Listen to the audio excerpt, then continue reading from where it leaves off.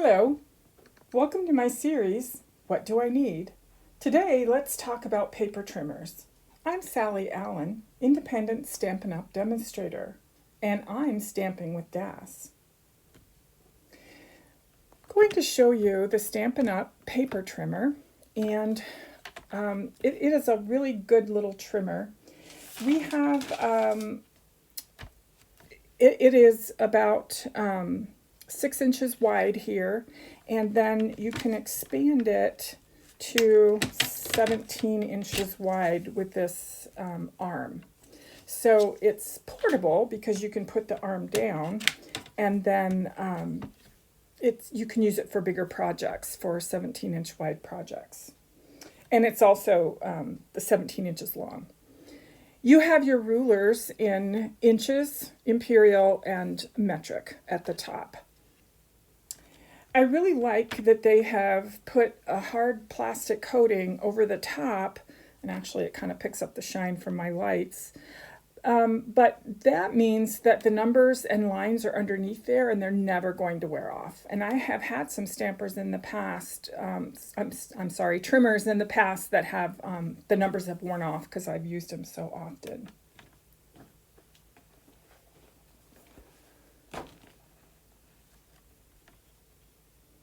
There's also a midpoint ruler right here, so if you're working on a smaller project, you've got that smaller ruler, and I do use that quite a bit.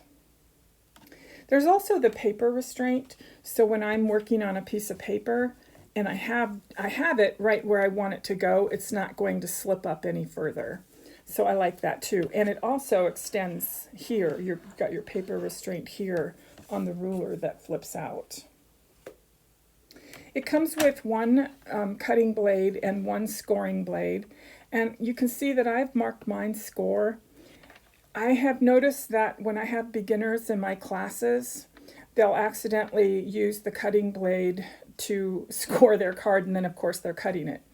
You can mark the cutting blade, but then you're going to mark it every time you get a new package of blades. And speaking of packages of blades, they come in a package of 4, and it looks like this. And you can see I've already removed one. I never let myself get too low. In fact, I always keep a couple of packages because it never fails that a customer or a friend will call and say, "Do you have any extra blades?" And I'll just give them the whole package. So always keep yourself updated on those durable, replaceable blades. All right, so let's talk about cutting paper. And I have a couple of projects here to show you. I have this one that I made, and it's a very simple card, and I've used the Good Morning Magnolia set, and it's a 2 stamp set. I've got some embossing on there, a little bit of sponging that I did. So that part we won't go into because I really just want to show you how to cut your paper. So the paper that I used on this is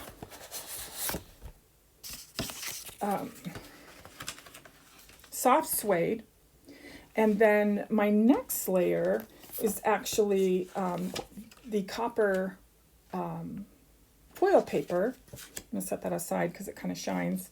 And then crumb cake on top of that. And crumb cake is where I put the image. All right, so let me put this aside. And so when you cut your card base, and this is very standard because our envelopes, here's a package of envelopes here. They come 42 a package, and they're always 5 3/4 by 4 3/8, and that's very standard for a greeting card. So if you go somewhere else to buy envelopes, that's the size you're going to get. So in order to have your card fit in your envelope, you want it to be about half of your 8.5 by 11 paper. So I've got it going 11.5 this way. So my length on here will be 5.5 because I'm cutting that piece of paper in half. And this time I do want to cut. So I've cut my paper. Now I want to score it. And so I always try to get in the habit of leaving my cutting blade at the bottom because now I'm going to score and I don't want to accidentally cut. So I've marked my score, and that's what that is. So I don't know if you can see that score line. So that's where I'm going to fold my card. Now I can use this card this way, or I can have it open this way. Doesn't matter, still going to fit in your envelope. So remember, it's 5.5 by 4.25. And just remember that's half of your 8.5 by 11. So half is 5.5, and then the other half going this way is 4.25. All right, so that's my card base that I just cut. Now my next one, let's go ahead and talk about this one. This is my last one, and I want it to be about 1/4 of an inch smaller than this one. So it's going to be 4 by 5.25. So that's my base card minus 1/4 of an inch on each side. So that's that layer. Now let's talk about this copper layer. And so I said 1/8 of an inch. So my copper layer will be 4 1/8 by 5 7/8. So there's my 4 1/8, and it looks like I have that pretty much. Looks like it's not very straight, so I'll cut that a little bit. And then 5 7/8. Is that 5? No, 5 5/8. All right, let's see if that. Oops. Yep, so that's 5 5/8. So now on this foil paper, it comes 12 by 12, and I've used up my last piece here, so I couldn't show you a whole piece. But if you want to conserve your foil paper, which many of us do because it's more expensive than the designer series paper or the cardstock, so we want to use the edges. And then so what would happen is you would come out with a piece of the copper in the middle. Now, if you're a seasoned stamper and you have all kinds of dies, you can just use a rectangular die and cut out the middle and set that aside for whatever else you're going to use on your card. If you're a beginner and you don't have lots of different dies, well then you can use these cool little scoring blades. And let me lower my camera here. Let's see if I can do this without making a mess of things. See if you can see this a little better. All right. So on my my cutting blade and my scoring blade actually, but there are these 4 little lines. There's one on each side of the blade. Now my arrow is dead center. So if I look at these score lines, that's dead center. That's right where it's going to cut. These lines are what's going to help me cut a frame out of here, if you will. So I'm going to line it up at about this 1.5 right here. And I'm going to put my blade at about this line right here. So I'm going to line this line up with this line. And then I'm going to cut down. Okay.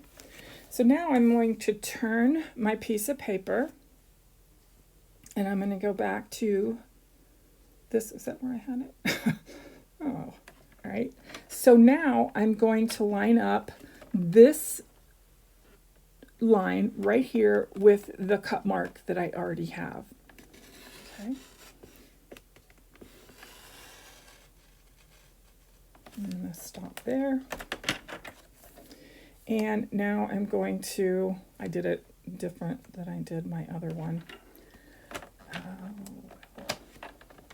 Now I'm going to line that up right there.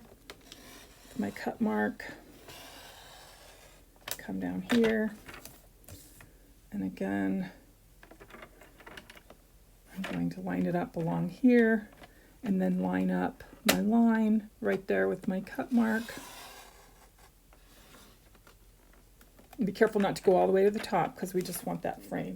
So now I have this piece of foil paper that I can use for this project or other projects. So I'm not wasting a lot of my paper. So what I'll do now is put my frame right on there. I'll glue that down, and then my crumb cake piece goes right on top of that. And nobody has to know that I've been conserving paper because all they see are the edges. So that's a little secret of how to use these little lines on your cutter. And that may come in handy for other things other than what I've just shown you, but that's what those lines are for. All right, so let me show you some other.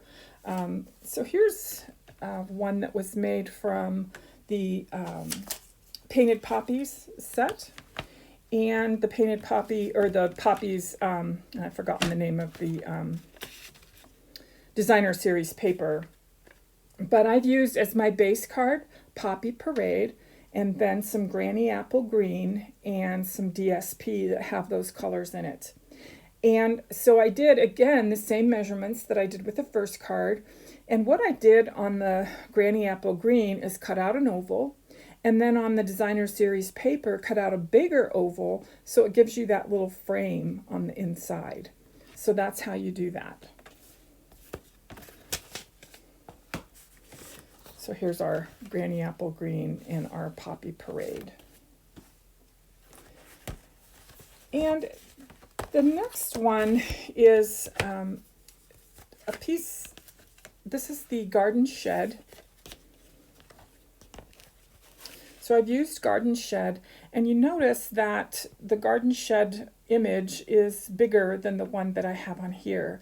So I stamped the entire image. I just colored a few things because I wanted them to stand out, and I left the rest of it black and white, gave it a little bit of a sky. So here you notice I don't have those layers. Well, what I did when I was done with my coloring my shed, I placed it on my cutter and cut it where I wanted to trim it. And I did that 3 inches by 4 inches. So 3 inches here and 4 inches by here. And then I cut a piece of black 3 inches by 4 inches. So instead of having a frame around my image, I offset it like that so that I had just the frame on 2 sides. And then I did the same thing with my greeting. I cut out the little label. I cut out another label in black and offset it in the same way. Now, instead of designer series paper, I used a piece of our cinnamon cider paper. It's an in color this year. And then I used some cinnamon cider ink, and I used the Forever Fern stamp set, and I used this little stamp right here. So I did color on color, so the cinnamon cider ink on the cinnamon cider paper, and just made my own designer series paper. And you could use any leaf off of this set for your garden. Anything would work, or you can use different colors, but I just really like this cinnamon cider. So that's how you do that. One more thing before I go. I wanted to show you a piece of Very Vanilla. So we talked about how cutting our paper in half at 5.5 gives us this kind of opening here, that it opens this way or this way. So I'm going to show you how to do it one more way, and this is also a standard size, but instead of starting with my paper this way, I'm going to line it up the long way.